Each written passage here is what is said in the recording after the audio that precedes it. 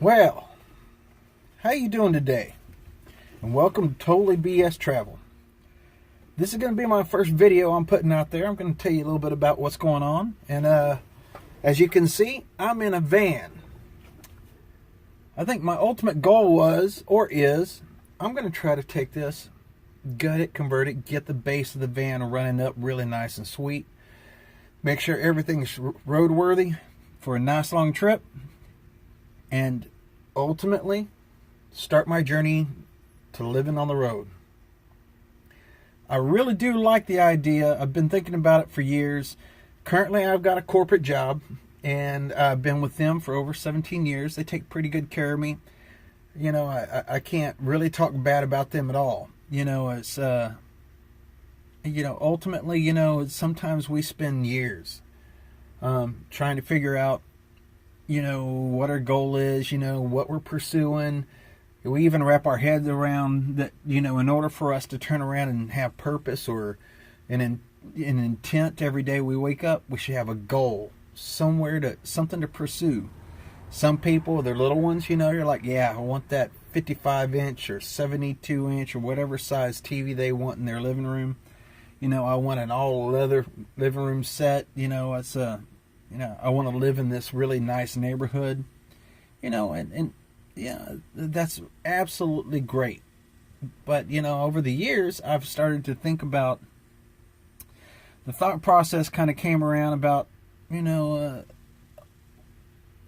how can I truly find a sense of wholeness and happiness if I don't have the basics in place?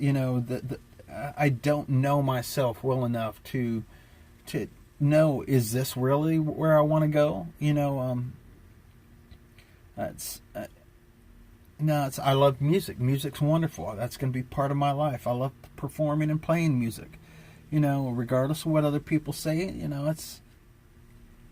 it's you got to discover your own interests and your own passions, and ultimately, whenever you sit down and wake up every morning, you got to look at yourself and say, am I happy?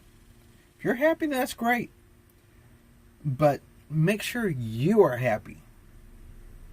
Take the time to take all the materialistic things out of the picture and separate all those things that you define as a sense of happiness. All the statuses and, all the, the how you fit in with the society and all of that, and take that out of the picture and truly just look at yourself. And that's when you need to turn around and make the decision, am I happy? Am I going to turn around and choose to wake up each day and go to a job and, work towards, another promotion?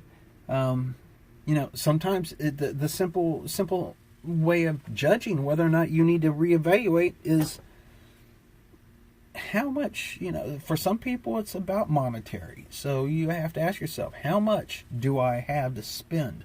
How much do I have at the end of the day after I take all the money that I have to spend to sustain my current lifestyle? How much of that money do I actually get to make the decision that can help me be happy or help me maintain a sense of happiness? We're not talking rent. We're talking about right now I want to do this. Do I have the money to spend it? There are some people out there that do. They manage their money very well. They've got the disposable income. And with that also comes, a level of, you got to look, does your career provide a level of stress?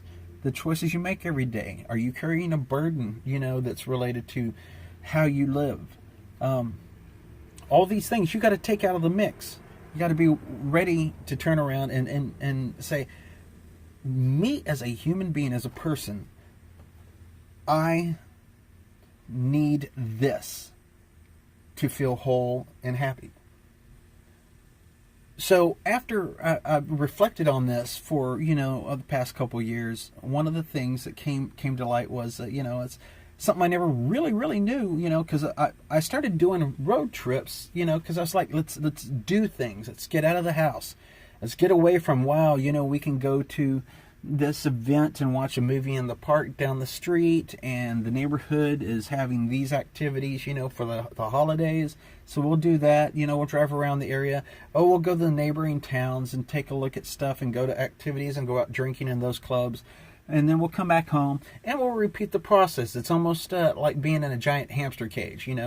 I've got my tubes I'm going to run through, that aren't where I sleep. I'm going to turn around and get on the hamster wheel. I'm going to run a little bit.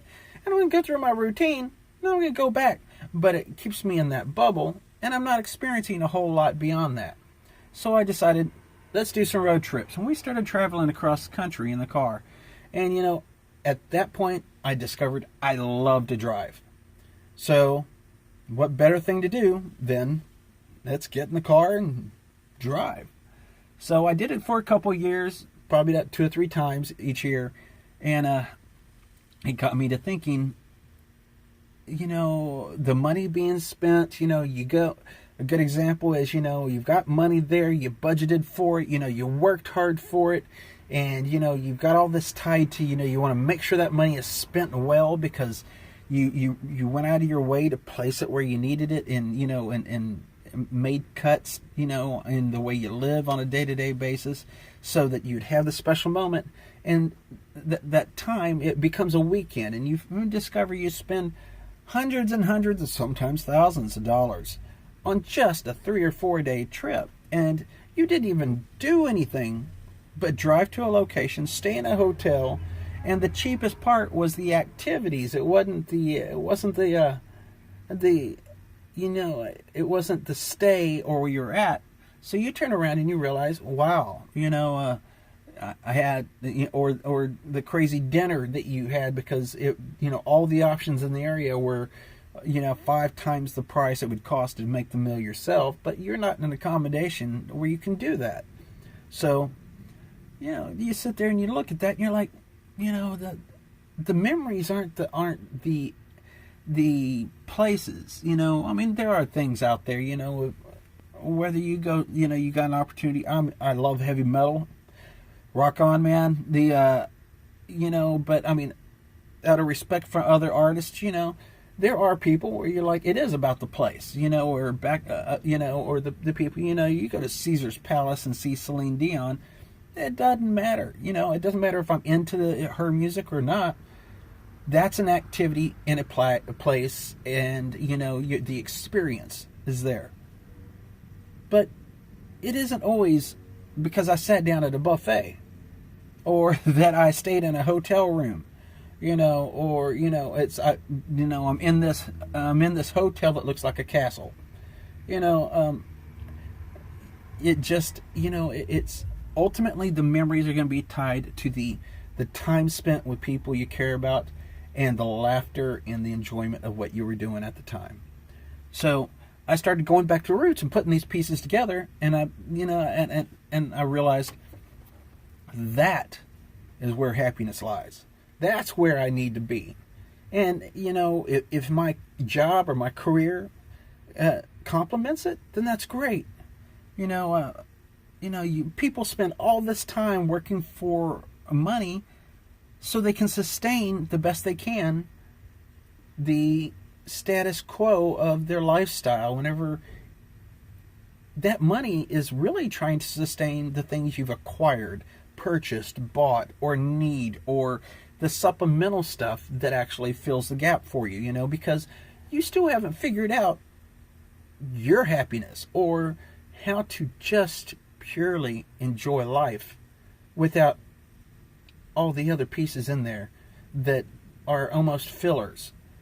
So that's where I'm headed. I bought this van for $550. I'm fixing her up. Right now I'm doing some engine work, transmission work, and I've got faith that I'm going to get this puppy running. I'll probably have about $1,000 invested in it by the time I'm done with all the mechanical parts. I believe you can see a little bit behind me. I started gutting the van. I'm kind of swapping out in between. Whenever I run into roadblocks with the engine and stuff, I come back and I turn around and I start focusing on other pieces which I know have to be done in order for me to build this out as a roadworthy, livable environment. So it's a lot of fun. I'm having a blast. I'm learning a lot about the vehicle, getting my hands dirty, so to speak. And the beauty here is that it's opening my eyes to skills and I'm invested in this. It's reasserting to me that this is where I want to go and where I want to be.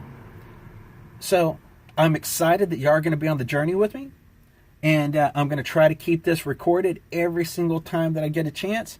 I wish I would have done this in the beginning, keeping track of everything that we had going on here, but unfortunately, I got wrapped up into just gutting the inside and went crazy with it before I had a chance to start working on the engine and transmission. So I'm hoping there's little problems with the engine transmission come out of the way. I've got a little electrical short. I got a shifting problem with the transmission. I may get through both of those. I'm expecting that check engine light to disappear on me. Get down to get it inspected, get it registered, put my name, and then the exciting part starts. We're going to turn around and we're going to build this puppy out. So click subscribe. Let me know, your comments, some ideas. I haven't started building anything out in this. It is a 1997 Dodge Ram B2500 van. It's a conversion van, and but I'm currently ripping all the green or teal or blue, whatever. I suck at color definitions, out of this puppy, and I'll be coming back in. I'm really looking forward to dropping some hardwood floor in here and trying to be creative with things like gravity-fed water system, putting a rack on the roof, some solar. But I just I'm excited. I'm looking for ideas and contributions from everybody. Jump on board. Let me know what you think, and it's hopefully all y'all subscribing. Y'all be on the journey with me whenever I hit my first road trip. I'm hoping to have this puppy ready for July 18th whenever I go see my kids up north. So that's my drive. That's my goal. And even if it's not 100% ready, it should be livable, I'm hoping, by then. And for us to just make the trip, go up there and see what I think even that alone is going to give us a little experience of, this is what I need. This is what I need to add to it or change or make adjustments. And then we'll keep on building it out, and we'll do this together. I'm excited. I hope you're excited.